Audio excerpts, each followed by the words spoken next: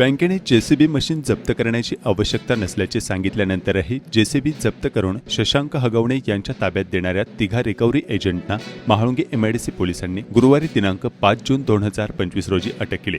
त्यामुळे जेसीबी फसवणूक प्रकरणात वैष्णवी मृत्यू प्रकरणातील आरोपी हगवणे मायलेकांसह आता 5 आरोपींचा समावेश झाला आहे।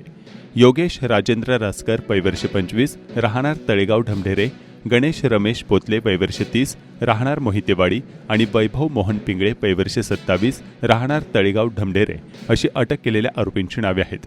प्रशांत अविनाश येळवंडे वयवर्ष 33 राहणार निघोचे तालुका खेड यांनी 29 मे रोजी महाळुंगे एमआयडीसी पोलीस ठाण्यात फिर्याद दिली होती। त्यानुसार वैष्णवी हगवणे मृत्यू प्रकरणातील आरोपी शशांक राजेंद्र हगवणे आणि लता राजेंद्र हगवणे दोघेही राहणार भुकुम तालुका मुळशी या मायलेकरांच्या विरोधात पोलिसांनी गुन्हा दाखल केला होता। लता हगवणे हिच्या नावावर असलेले जेसीबी मशीन प्रशांत येळवंडे यांनी खरेदी करण्याचा व्यवहार ठरला। जेसीबीच्या बँक कर्जाच्या हप्त्याची दरमहा 50,000ची रक्कम येळवंडे हे शशांकला देत होते। मात्र त्याने हप्ते न भरता रिकव्हरी एजंटला हाताशी धरून जेसीबी मशीन येळवंडे यांच्याकडून काढून स्वतःच्या ताब्यात घेतले।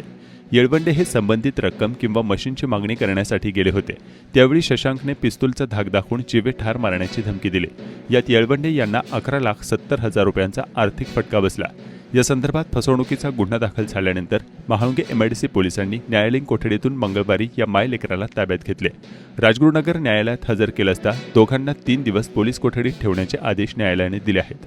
दरम्यान या गुन्ह्याच्या तपासात पोलिसांनी इंडसइंड बँकेचे कायदा व्यवस्थापक यांच्याकडे चौकशी केली असता या गुन्ह्यातील जेसीबी ताब्यात घेण्याबाबत कोणत्याही रिकव्हरी एजंटना सूचना दिली नसल्याचे त्यांनी सांगितले। असे असताना आरोपी रासकर, पोतले आणि पिंगळे या तिघांनी बेकायदेशीरपणे फिर्यादी येळवंडे यांच्या चालकाकडून जेसीबी मशीन घेऊन ते आरोपी शशांक हगवणे याच्या ताब्यात दिल्याचे निष्पन्न झाले। त्यानुसार या तिघांनाही महाळुंगे पोलिसांनी अटक केली आहे अशी माहिती पोलिसांनी दिली आहे।